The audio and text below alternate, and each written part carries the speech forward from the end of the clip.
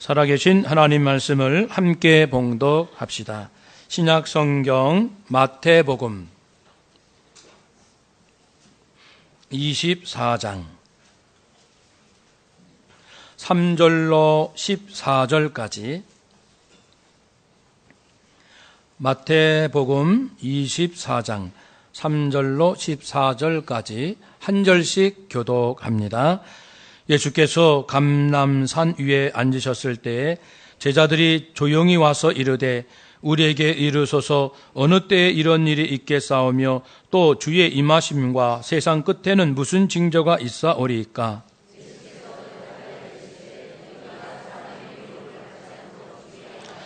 많은 사람이 내 이름으로 와서 이르되 나는 그리스도라 하여 많은 사람을 미혹하리라.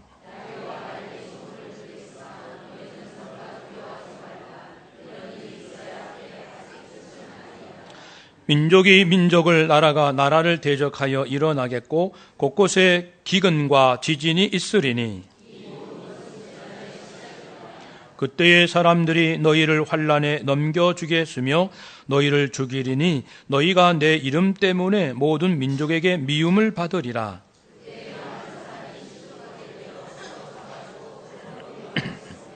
거짓 선지자가 많이 일어나 많은 사람을 미혹하겠으며 그러나 끝까지 견디는 자는 구원을 얻으리라. 모든 민족에게 증언되기 위하여 온 세상에 전파되리니 그제야 끝이 오리라. 아멘. 우리 영원토록 영광 받으시기 합당하신 하나님을 찬양합시다. 할렐루야. 아멘. 또 우리 믿음으로 사랑으로 열심히 살아오신 우리 성도님들을 축복하며 인사합시다. 한 주간 수고 많으셨습니다. 네. 지구가 태양 한 바퀴 돌면 1년이 지나갑니다. 하나님께서 위에서 지구를 보시면서 이 땅에 있는 하나님의 백성들 또 일주일 동안 열심히 사는 모습도 지켜보시다가 주일이 되면 교회 함께 모여서 예수의 이름으로 하나님께 찬양 드리고 말씀 듣고 또 헌신을 다짐하는 그러한 심령들, 우리들의 심령들을 보고 계신 줄로 믿습니다. 다 일주일도 보고 계시고 지금도 우리의 중심을 보고 계시고 또 내일 월요일부터 한 주간 시작되는데 더욱 새로워진 그 마음으로 특별히 하나님의 사랑으로 또 한 번 지난주는 좀 실패했을지라도 좀 잘 안 됐을지라도 다시 한번 시도하는 그러한 기회로서 한 주간을 준비하고 계십니다. 그래서 오늘도 예배를 통하여 또 말씀을 통하여 우리의 영의 눈이 더 활짝 열리고 하나님의 마음으로 동일하게 세상을 볼 수 있는 우리 모두가 되시기를 축복합니다. 아멘. 오늘은 이 세상 끝의 징조에 대해서 말씀을 나누고자 합니다. 하나님은 아시겠죠? 언젠가는 인간의 역사가 지금의 모습은 아니고 종말이 올 것이고 그 이후로 새로워질 것을 하나님은 아십니다. 예수님도 모르시고 하나님은 정확히 알고 그 때를 기억하시면서 오늘도 우리 성도들 속에 오셔서 계속해서 말씀과 성령으로 우리를 깨우쳐 주고 계십니다. 그래서 오늘 말씀, 하나님의 말씀, 예수님의 약속을 기억하면서 하나님께서 원하시는 그 마음을 우리도 그대로 품기를 바랍니다. 예수님 하면은 우리 6가지를 생각해야 됩니다. 예수님 하면 6가지. 뭐죠? 예수님께서 이 땅에 성육신 오셨죠? 공생에 3년 사셨고 죽으셨고 부활하셨고 승천하셨고 장차 재림하실 것이고 이 6가지는 사실 복음의 핵심이 다 들어있습니다. 하나하나의 메시지는 우리가 이미 살핀 바가 있기 때문에 그 재림, 예수님은 다시 오신다라는 사실. 지금 천국에 계십니다. 천국이 있는 거죠. 예수님께서 다시 오실 준비를 하고 계시는데 오시기 전에 두 가지 일을 하시죠. 우리를 위해서 중보 기도, 우리가 영원히 살 집을 거처를 만드시는 일 다 마치시면 약속대로 재림하십니다. 그런데 성경에는 언제 재림하시는가에 대해서 두 가지 말씀을 합니다. 하나는 그 날과 시는 아무도 알 수가 없다. 아들도 모르고 천사도 모르고 오직 하나님 아버지만 아신다. 인간은 알 수가 있다 없다 없다. 우리는 알 수 없어요. 또 한 가지 말씀은 예수님이 곧 오신다라는 말씀이 또 성경에도 많습니다. 곧 오신다. 아니 알 수가 없다고 하셨는데 한편에서는 곧 오신다. 이런 말씀은 우리를 위한 하나님의 깊고 깊은 배려에서 나온 말씀입니다. 이 부분뿐 아니라 성경의 많은 그 가르침은 우리가 방심하지 않도록 주시는 말씀이 많습니다. 이쪽에서는 이렇게 하라 하셨는데 다른 쪽에서는 반대 말씀인 것처럼 하시는 경우가 많은데 그 모든 말씀의 한결같은 원리는 방심하지 말라는 뜻이에요. 하나님께서 주권적으로 다 하시겠다는 말씀도 있지만 기도해라, 구하라, 너희가 구해야 돼, 너희가 찾아야 돼 라는 말씀도 주십니다. 그래서 우리는 이 부분도 언제 오실지는 모르지만 곧 오신다라는 마음을 동시에 갖기를 원하시는 거예요. 그러므로 해서 멀리 오실 줄 아는 사람은 현실에 불성실하게 살 것이고, 그리고 자기가 마치 언제 오는 것을 알 것처럼 하는 사람은 이 현실에 대해서 현실 도피적인 삶을 삽니다. 그래서 많은 이단들이 언제 올 거라고 명시한 적이 있었는데 그렇게 명시한 사람들의 공통점은 현실 도피, 학생은 학교를 다니지 않고 직장인은 직장생활 그만두고 모든 것을 중지하는 그런 현상이 다 나타납니다. 그런데 보면은 그때는 다 틀렸어요. 그러니까 알 수 없지만 곧 오신다라는 이 양쪽 둘 사이에서 우리는 늘 긴장, 그러니까 이 건강한 긴장감을 가지고 신앙생활 하는 것이 하나님께서 원하시는 바입니다. 한번 따라합시다. 건강한 긴장. 예, 건강한 긴장. 생명 있는 긴장입니다. 이 긴장은 불안해서 오는 것이 아니고 두려워서 오는 것이 아니라 지금도 내 마음은 평안하고 담대하지만 그러나 깨어있는, 그러나 방심하지 않는 그 선을 잘 걷도록 평안하면서도 방심하지 않는 그러한 우리의 믿음을 지킬 수 있기 바랍니다. 재림에 대한 징조를 가르쳐 주셨습니다. 주님이 오시기 전에 이러한 징조가, 사인이, 신호가 있을 것이다. 먼저는 많은 적그리스도, 내가 그리스도다. 우리 한국에도 한 50명 정도가 있는데 내가 그리스도다 라는 이 자칭 그리스도, 적그리스도가 많이 나타날 것이다. 전 세계적으로 얼마나 많겠습니까? 그리고 유대인들이 회심한다. 예수님을 십자가에 못 박아 죽였던 유대인들의 후손 유대인들이 지금은 이제 예수님을 부정하지만 때가 되면은 많은 사람들이 기독교로 개종할 것이다. 그래서 지금 미국에 있는 많은 유대인들이 개종하고 있습니다. 최근 몇 년 사이에. 그러니까 우리도 놀라고 유대인들도 놀랄. 아니 우리가 왜 이렇게 예수님을 갑자기 믿게 되지? 특히 동부 쪽, 뉴욕 쪽에 큰 일이 일어나고 있습니다. 또 이제 성경, 하나님의 말씀이 천국 복음이 모든 민족에게 증언되기 위하여 온 세상에 전파된다. 그때 끝이 온다. 그런데 지금 많은 언어로 번역이 됐고 이제 한 3천 언어 정도만 아직 번역되지 않은 상태로 남아 있습니다. 그러나 지금 우리 성경 번역 선교사님들이 계십니다. 그 속도, 지금의 속도로 하면 아마 30년 정도면은 번역이 다 될 것으로, 그 언어로 성경이 번역될 것으로 국제성서공회에서 예상을 하고 있습니다. 그리고 재림전 징조로서 불법이 성합니다. 불법이 성한다는 것은 그 하나님 뜻에 순종하기 싫어한다는 거예요, 사람들이. 다른 것은 다 좋아해요. 열심히 산다, 똑똑하다, 그리고 창의적이다, 미래를 준비한다. 다 좋은데 하나님 말씀에는 순종하기 싫다. 이것이 이 시대의 풍조가 될 것이다. 그 하나님 말씀에 순종하기 싫어하는 가장 중요한 드러나는 현상은 사랑이 식는 거예요. 하나님의 사랑으로 사람들을 사랑하기를 싫어하는 거예요. 내 이해관계로 의리를 지키는 건 잘할 수 있어요. 의리. 그리고 나에게 잘해줄 사람한테는 얼마든지 내가 헌신적으로 도와줄 수도 있어요.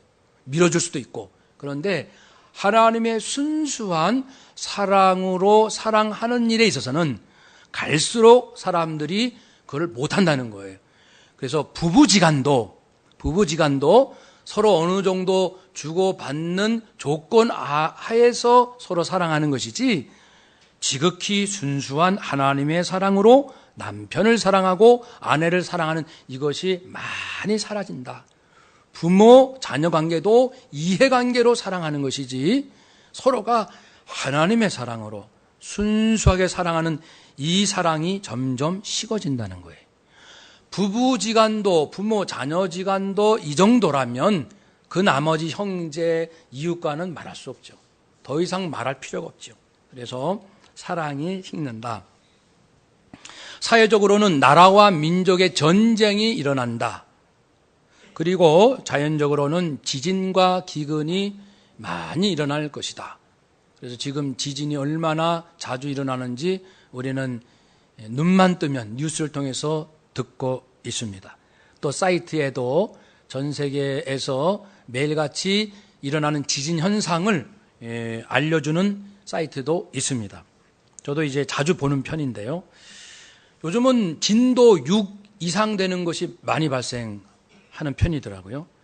사랑하는 여러분, 이 징조 중에 어떤 것은 2000년 전에, 어떤 것은 1500년 전, 1000년 전, 500년 전 일어나고 없어지는데, 지금은 이 징조 현상들이 동시다발적으로 전 세계적으로 같이 일어나고 있다는 데에 있어서 우리가 이 시대가 점점 정말 주님이 가까울 때이다라고 깨어있게 됩니다.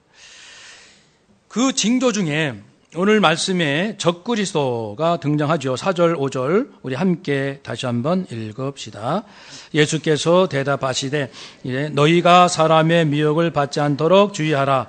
많은 사람이 내 이름으로 와서 이르되 나는 그리스도라 하여 많은 사람을 미혹하리라. 많은 사람을 예수님, 재림하신 예수님이 어떤 모습으로 오실 거라고 예상하십니까? 아시는 분 계십니까? 오늘날에는 한국 사람 중에도 내가 재림 예수다. 내가 예수다. 중국에는 어느 여인이 내가 재림 예수다. 여자 재림 예수도 최초로 등장을 했어요. 그리고 수많은 사람들이 주장하는데 성경적으로 다시 오실 예수님은 유대인입니다. 남자입니다. 그리고 이 못자국과 창자국 몸에 흔적이 있으십니다. 부활할 때 그 흔적을 그대로 갖고 계시기 때문에 주님 다시 만날 때도 그 흔적을 확인할 수가 있습니다. 그리고 재림하실 예수님은 죄가 본래부터 없으셨기 때문에 일체 죄 짓는 분, 악한 분이 아니십니다. 거짓말하는 분도 아니시고, 그리고 전능하십니다. 당신께서 언제 재림하실지 그 한 가지만 제하고는 전능하심을 드러내셨습니다. 그것도 스스로 자신의 전지함에서 내가 언제 재림할지를 모르는 그 부분을 스스로 제약하신 것입니다. 그것은 성부, 성자, 성령 그분들 안에서 일어나는 일입니다. 예수님은 전지전능하신 분이에요. 무능한 분이 아니십니다. 피곤하시는 분이 아니에요. 부활한 몸은 다시는 썩거나 지치거나 병들거나 하는 몸이 아닙니다. 그리고 우리 다시 재림하시는 예수님은 모든 사람들이 알 수 있게끔 오십니다. 그렇다면 오늘날 자칭 예수라고 하는 사람들은 분명히 이 땅에서 태어났어요. 1900 예를 들어서 48년생, 1930 몇 년생 그런 분은 메시아가 될 수가 없어요. 예수님은 지금 천국에 계셔서 그분이 오시는 것이지 다시 이 땅에서 아기로 태어나는 분이 아닙니다. 여자 아닙니다. 그리고 무능하지 않습니다. 아프지 않고 병들지 않는 분이십니다. 성경의 모든 진리를 다 알고 계신 분입니다. 왜냐하면 예수님 자신이 진리시기 때문에. 그러면 이런 모든 조건을 갖춘 메시아가 자칭 메시아라고 하는 사람들에서 조건이 맞는지 살펴보면 하나도 맞는 사람이 없어요. 이 땅에서 다 태어났어요. 일단 다 태어났고 살면서 수많은 죄를 지었고 그 신천지 이만희 교주라는 사람도 자신이 그 따르던 또한 그 이단 집단에서 그쪽 교주를 따를 때 그 교주가 내가 신이다, 내가 하나님이다라고 했을 때 그걸 믿었던 사람이에요. 그랬던 사람이 어떻게 이제 보혜사 성령이 된다고 자기의 전능함을 주장할 수 있단 말입니까? 그런데도 그걸 따라가고 믿는 사람들이 있습니다. 이단은, 이 거짓 선지자는 거짓이기 때문에 반드시 모순이 드러나게끔 돼 있어요. 성경은 하나님의 진리이기 때문에 과학이 발전할수록 사람들의 삶이 진행될수록 과연 성경이 맞도다, 진리도다 이것이 드러나게끔 돼 있고, 이단은 시간이 지날수록 거짓임이 드러나도록 돼 있습니다. 시간이 약이에요. 시간 흘러가면 보통 이단들은 한 세대 30년 지나가면 교주가 죽고 나면은 그 안에서 내분이 일어나가지고 교리가 바뀝니다. 그래가지고 이제 이쪽에서 저쪽을 공격하는 새로운 교리를 만들어서 내가 진짜 메시아라고 또 등장해요. 그래서 원조가 있고 새끼를 쳐가지고 참 많은 이 새끼 메시아들이 막 이 땅에 얼마나 많은지요. 이단은 거짓이기 때문에 반드시 모순을 드러낸다는 것입니다. 예수님은 거짓말 하지 않으세요. 근데 신천지 이단은 거짓말로 시작해서 거짓말로 끝나는 이단 집단입니다. 교주들은 수없이 아프고 죽었어요. 부활하신 예수님은 아프지 않아요. 죽지 않는 분이에요. 그런데 어떻게 그런 거짓 선지자 메시아를 따라갈 수 있단 말입니까? 우리가 성경에 기록된 것을 상식적으로만 이해를 해도 결코 따라갈 수가 없는데, 미혹의 영이라는 것은 이 지성도 멀쩡하고 지식도 있는 똑똑한 사람들이 영적인 부분에서 혼미해져 가지고 따라간다는 것을 말하는 그것이 미혹입니다. 성경에 있는 내용과 맞지도 않고 모순되는 것을 주장해도 그것이 사실이라고 믿는다니까요. 다른 데서는 그렇게 똑똑한 사람이 이 부분에서는 아무런 비판 능력이 없는 거예요. 분별 능력이 없는, 이것이 미혹의 영이 나를 사로잡으면 그러게 돼요. 교주가 죽지 않는다라고 가르쳤어요. 성경의 나름대로 억지 해석을 했어요. 우리 교주는 죽지 않는다. 그랬다가 교주가 죽으면 우리 교주도 죽을 수가 있다. 죽는데 그것이 이제 몸은 죽지만 실제로는 안 죽는다. 이렇게 좀 바꿔야 될 거 아닙니까? 그러면 또 그것도 성경을 끌어들여서 또 해석을 합니다. 그러니까 귀에 걸면 귀고리, 코에 걸면 코고리 식으로 하는 것이 성경 해석이죠. 이단 사이비, 오늘 나눠드린 책자는 나중에 보시고요. 이단은 그 성경이 기록된 목적은 구원 때문에 기록됐습니다. 구원. 인간이 어떻게 구원받을 것인가? 인간은 죄인이다. 그러면 인간을 지으신 분 누구신가? 하나님이시다. 하나님은 누구신가? 거룩하시다. 거룩하신 하나님과 죄인된 인간 사이는 어떻게 되는가? 이것은 만날 수 없는 정말 천국과 지옥과 같은 관계이다. 어떻게 구원받는가? 인간의 선한 행실로는 구원받을 수가 없다. 오직 심판하시는 하나님만이 심판을 중지할 수가 있다. 그러니까 인간의 죄를 용서하실 수 있는 분은 인간이 아니고 인간을 창조하신 하나님 뿐이신데, 그것을 용서하기 위해서는 죄값을 치르는 방법밖에 없다. 그래서 예수님이 오셔서 예수님 십자가에 죽으신 것이 나의 죄값을 치르시는 속죄의 역할이십니다. 그래서 예수님을 진실로 믿는 사람, 내가 죄인 되고 죄값으로 나는 죽을 수밖에 없지만 예수님이 대신 나 대신 저주받아 죽으셨기 때문에 내가 죽지 않고, 즉 지옥 가지 아니하고 예수 피의 능력과 은혜에 덧입혀져서 나의 믿음을 보시고 약속대로 다시는 저주받지 않는 영원한 용서, 한번 따라 합시다. 단번에, 영원히, 완전히 이렇게 용서를 하셨지요. 히브리서에 있는 말씀처럼 그러한 인간 구원의 영생 얻는 하나님의 자녀된 길을 보여준 책이 성경입니다. 그러므로 이 성경의 인간 구원받는 가장 중요한 교리, 핵심 교리, 본질적인 가장 중요한 이 교리, 이것에 대해서 한 가지라도 왜곡하거나 변질시키거나 거부하는 가르침을 다 이단이라고 합니다. 단초로 말할 때는 이단, 어느 개인이 주장할 때는 이단성이 있는 사람, 이렇게 말하고요. 그 구원 얻는 인간의 핵심 진리, 그 본질적인 교리는 성경에 나온 말씀을 조직적으로 설명했을 뿐이에요. 어떤 사람은 교리하면은 알레르기 반응을 일으킨 사람이 있어요. 교리는 인간이 만든 거잖아. 그거 말고 성경. 그 오해이십니다. 교리는 성경의 많은 말씀들을 주제별로 정리한 것을 교리라고 합니다. 그래서 이 핵심 교리에 대해서 정면으로 반박하거나 왜곡하지는 않은데, 그런데 이상하게 그 가르침이 꼭 부정하는 듯한 냄새는 풍긴다. 그렇게 하면 사이비가 됩니다. 그래서 사이비는 냄새 풍기는 집단은 사이비, 그런 사람은 사이비성 있다, 이렇게 말하는 거죠. 그래서 이단과 이 사이비를 우리가 경계해야 되고 조심해야 합니다.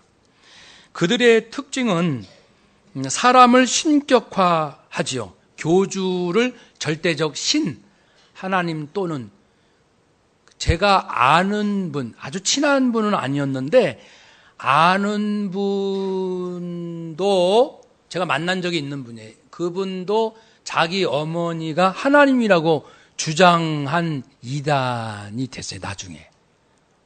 여러분, 자기 엄마가 하나님이라고 가르쳐요.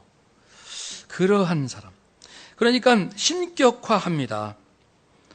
그 다음에는 성경 가지고는 자기들의 주장이 먹히기 어려우니까 성경 말고 하나님께서 또 다른 계시를 주셨다 해가지고 또 다른 경전을 만들거나, 경전까지는 아닐지라도 성경을 자기식대로 풀어낸 또 다른 교리서를 만들어냅니다. 그리고 세 번째는 자기들 집단 안에 들어와야만 구원받는다. 정통 기존 교회 다녀도 구원받지 못하고 다른 데도 아니고 꼭 우리 집단 안에, 여기 안에 들어와야만 구원받는다 라고 하는데, 그 근거도 일단은 성경으로 하는 건데, 그렇다면 자기 집단 안에 들어온 사람만 구원받는다라고 한다면 예수님의 제자들은 구원받을까요? 받지 못할까요? 그 논리로 한다면 받지 못합니다. 사도 바울 구원받습니까? 받지 못합니다. 자기들 논리로 하면 구원받지 못한 사도 바울이 쓴 복음서를 가지고 자기들 주장을 해요. 이 자기 모순이죠. 거듭 말씀드리지만요, 이 이단 거짓된 가르침은 반드시 들통나게 돼 있어요. 왜냐하면 거짓이니까. 사람들이 거짓을 모면하기 위해서 또 다른 거짓을 만들어요. 또 다른 해괴한 논리를 만들어내요. 근데 그 논리대로 하면은 반드시 그 논리가 거짓임이 드러나게 되죠. 처음부터 진리가 아니니까. 그래서 거짓말을 하기 위해서 또 다른 거짓말로 왜곡하고, 그래서 나중에는 전혀 엉뚱한 얘기, 성경과 정면 이 대치되는 말씀도 버젓이 하게 되는 거죠. 근데 그들이 포교할 때, 자기들 나름대로 사람을 끌어들일 때 전혀 엉뚱한 결론을 얘기하면 안 믿으니까 처음에는 정통 기독교랑 비슷한 말씀만 해요. 살금살금 이렇게 몰래, 당신이 여기 와서 성경 공부하는 것을 담임 목사가 모르게 해라, 구역장한테도 알리지 마라 해서 처음에는 기존 기독교에서 가르치는 거는 아주 비슷하게, 한 98% 비슷하게, 그러면서 가끔 이제 새롭게, 그래야 사람이 구미가 당겨서 야, 여기 참 말씀이 놀랍네 그러면서 들어오면은 그쪽 논리대로 하나씩 들어가다 보면 나중에 우리 교주가 하나님이라든지 예수님이라든지, 우리 교주라고 안 하겠죠, 자기들이 믿는 그자가 성령이라든지 전혀 엉뚱한 결론에 도달해도 자연스럽게 믿게 됩니다. 이단 사이비 특징은 이 특정한 이 종말 시기를 말하는 것을 좋아합니다. 몇 년도 몇 월 며칠, 몇 년 안에 어느 장소, 이렇게. 그 신천지도 경기도 과천에서 새로운 이 신천지가 열린다라고 하는데, 그런 특정한 장소, 특정한 그 시기. 여호와 증인도 이미 그 언제라고 공포를 했는데 사실은 어긋났어요. 그러면 어떻게 될까요? 또 말을 바꿉니다. 아, 사실은 그때 예수님이 재림하셨는데 영적으로 오신 거다. 그게 말 바꾸기 선수죠. 얼마든지 이렇게 둘러대는. 그리고 이단 사이비들은 기성교회와 목회자들을 지나치게 비판합니다. 물론 목회자도 인간이고 부족하고 흠이 있어요. 그런데 이 비판하는 정도가 지나치고 고집스럽고 동기가 불순한 것들이 있습니다. 그런 경우는 경계해야 됩니다. 우리가 잘못된 것을 말할 수 있잖아요. 근데 동기가 불순하면은 그것을 고의적으로 확산하고 자주 말하고, 어떻게 해서라도 기존 성도들에게 이 기존 교회와 목회자는 다 타락했다, 그런 얘기를 끝까지 하고 싶어 하는 거예요. 그래서 결국 우리 집단으로 와야 된다, 이런 것도 조심하셔야 됩니다.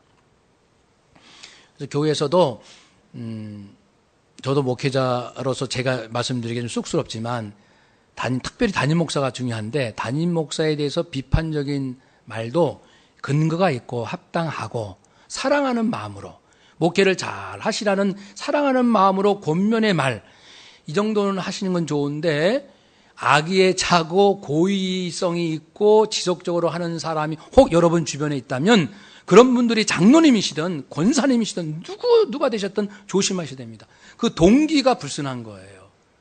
하나님께서 세우신 교회입니다. 그래서 그러한 목회자가 부족함이 잘못됨이 있으면 기도해주고, 또 찾아와서 1:1로 권면도 하시고 눈물로 금식도 하시고, 그런 자세를 통해서 주변 성도들이 교회가 올바르게 갈 수 있도록 하는 것입니다. 우리 교회는 그런 분들이 안 계시지만 정말 잘못된 그러한 분위기 있는 교회들도 이렇게 들어보면 있더라고요. 이단 사이비들은 꼭 교패가 달린 집에 다니면서 자기들식의 전도를 합니다. 그러니까 이미 믿고 있는 사람을 조금씩 바꾸면은 자기들이 이제 데려가기가 쉬우니까 불신자들한테, 전혀 기초가 없는 사람한테는 아예 접근하지 않는 특징이 있습니다. 그러니까 집에 띵동, 내가 교패가 있는데 오면은, 저도 이제 몇 번은 열어준 적이 있어요. 그래서 이단들하고 논쟁도 해봤는데요, 이단들하고 논쟁은 결론이 나지 않습니다.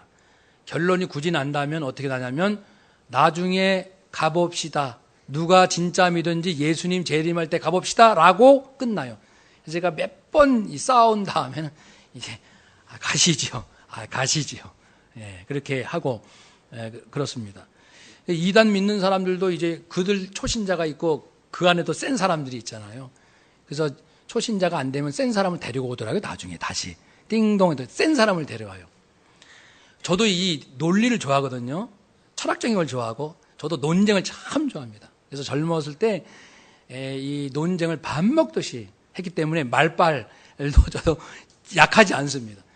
알고 있는 지식을 가지고 다 하면요, 접은 적은 없어요. 접은 적이 없는데 그 이단들이 자기가 잘못했다는 걸 알아도 돌아오진 않습니다. 돌아오는 예는 극히 드물어요. 그래서 이 이단자들과 논쟁에서 내가 이겨보겠다라고 하는 것은 안 하시는 게 좋습니다. 그리고 그들은 모두 주무기가 성경 해석인데, 주무기가 성경 해석이에요. 성경 해석은 누가 봐도 이렇게 성경 해석해야 된다라는 부분이 있고 보기에 따라 달라지는 부분들도 많습니다. 우리가 쓰는 말 하나, 예를 들면은 평안, 또 기쁨이란 용어도 다양한 의미로 해석할 수 있듯이 성경의 원어인 헬라어나 히브리어 또는 아람어 이런 것도 여러 가지 많은 의미를 가지고 있기 때문에 이 본문에서, 이 문맥에서, 이 배경에서 이 같은 그 복음서라도 마태, 마가, 누가, 요한 저자마다 그 중심 사상이 달라요. 이 기록하는 의도가 다릅니다. 물론 인간적인 의도는 아닙니다. 성령의 감동에 따라 이 편지를 받는 사람들을 고려해서 썼기 때문에 이러한 측면에서 성경을 다면적으로 해야 되는데 이단자들은 그런 게 하면은 들통이 나니까 사람들에게 뭐라고 하냐면 신학을 버리시오, 주석책 버리시오, 모든 자기가 말하는 것을 비판받을 수 있는 여지를 아예 싹둑 자르기 위해서 모든 걸 다 버리라는 거예요. 오직 여기 와서 여기서 가르치는 말씀만 받아야 됩니다. 이런 식으로. 왜냐하면 신학적 공부를 안 한 분들은 성경을 아무리 많이 알아도 단점이 있어요. 신학이 왜 존재하냐면은 초대교회 때도 이단 때문에 생겨났거든요. 복음을 전하는데 예수님에 대해서 맞는 것 같기도 하고 아닌 것 같기도 하고, 그때는 성경 신약 27권이 아직 확정되기 이전이니까 더 혼란스럽죠. 지금하고 또 다릅니다. 더 혼란스럽습니다. 그러니까 사도들 중심으로 빨리 복음을 정확히 기록해서 예수님이 어떤 분인지를 알려야겠다 해서 기록이 된 것이고, 이 사도들이 죽은 다음에 그 제자들 교부, 파더라, 교부들 학자, 요즘 말하면 신학자들입니다. 그래서 교부들이 탄생하는 겁니다. 그래서 많은 이단들에 대해서 예수님의 가르침으로 이제 반박하는 책을 쓰게 됩니다. 교부들의 책이 신학서라고 할 수 있는 거죠. 그래서 신학은 사람들이 궁금해하는 주제에 대하여 구약까지 해서 성경 66권이 뭐라고 말씀하시는지를 종합적으로 해석할 수 있는 능력을 기르는 것이 신학이라는 학문입니다. 그런데 이것을 오해하는 사람은 믿음이 나는 깨끗해, 나는 믿음이 순수해, 그래서 그 인간적인 신학은 나는 그런 거 좋아하지 않고 그런 것은 필요 없어 라고 하는데, 저도 한때 그런 적이 있었습니다. 그건 사실은 순진한 생각입니다. 우리들이 인정하기 어려우시겠지만 신학 없는 신앙은 불가능합니다. 다시 말씀드릴게요. 신학이 없는 신앙은 불가능합니다. 인간의 한계 때문에 그렇습니다. 불완전한 한계 때문에 그렇습니다. 즉 성경을 해석함에 있어서 어느 누구도 다른 이견을 제시할 수 없는 100% 완벽한 성경 해석을 하는 사람은 지구상에 아무도 없다는 거예요. 다만 인간이 구원받기 위하여 가르치는 핵심 본질적 진리, 여기에 대해서는 이견이 없는 거예요. 다른 이견이 없는 그 해석을 중심으로 한 그 공동체를 정통 기독교라고 합니다. 정통 기독교 안에도 여타한 해석에 대해서는 차이가 있어요. 왜냐하면 그 문맥상 단어가 어떤 의미를 갖고 있는지 이것 자체로는 알 수가 없어요. 그래서 추측을 합니다. 여러 가지 상황을 볼 때 1번 해석도 가능하고 2번 해석도 가능하고 3번도 가능하다. 그럼 여러 신학자들이, 성사학자들이 또 연구해서 대부분의 학자들이 이 문맥에서 이 단어가 이것은 1번 해석일 가능성이 높다. 대부분의 신학자들이 이제 지지하는 것을 이제 우리가 주로 해석을 하는 겁니다. 아까 말씀드린 구원 얻는 핵심 이 해석에서는 이견이 없어요. 그건 차이가 없는데, 그리고 여타의 부분에 대해서는 해석들이 보기에 따라 달라질 수 있어요. 그래서 동일한 본문을 놓고 목사님들이 해석할 때도 조금씩 달라질 수 있다라는 사실입니다. 그런 부분에 대해서. 그 부분이 다른 부분에 대해서는 이단이다, 사입이다라고 하는 것은 아닙니다. 그것은 우리가 한계를 가지고, 인간의 연약한 한계를 가지고 큰 맥락과 모순 없이 그 해석을 하고 은혜 받고 신앙생활하는, 이렇게 해 나가고 있습니다. 그러니까 내가 어디서 들었는데, 그분은 성경을 자기 다 완벽하게 계시를 받았기 때문에 완벽하게 모든 말씀을 해석한데 틀림없이 거짓 선지자입니다. 인간 중에는 그런 사람이 불가능합니다. 가능하다고 믿는 자체가 위험한 거예요. 성경에서도 예언에 대해서 두 가지 말씀입니다. 성경을 해석할 수 있다라는 말씀이 있고요. 예언을 함부로 해석하지 말라는 말씀도 있습니다. 그것도 어떤 배경에서 말씀했느냐에 따라서 그 의미가 좀 다른 거예요. 예언을 함부로 해석하지 마라. 다시 말씀드립니다. 어느 누구도, 지구상의 그 어떤 신령한 사람도 성경 66권, 창세기부터 요한계시록 마지막 절까지 완벽하게 해석하는 사람은 존재하지 않는다는 겁니다. 존재하지 않는다는 거예요. 그래서 하나님, 예수님, 성령님 이해는 불가능합니다. 우리는 구원 얻는 핵심 진리에 대해서 우리가 의심 없이, 이견 없이 그 예수님의 제자의 제자, 사도성의 전통을 따라 이제 말씀이 전해졌고 교회가 세워졌고, 그래서 역사성, 사도성을 따라서 오늘까지 2000년의 기독교가 유지되어 온 겁니다. 사랑하는 여러분, 이 이단들의 자기들만이 이 2000년 동안 감춰진 비밀을 푼다, 그런 것은 불가능하다는 사실을 깨달으시고, 그리고 그들의 가르침은 다 공개돼야 돼요. 어떤 해석이든 공개되면 수많은 신학자와 목회자들이 있습니다. 이 지구상에 공개적으로 토론할 겁니다. 거기에 공개적으로 연구할 거고요.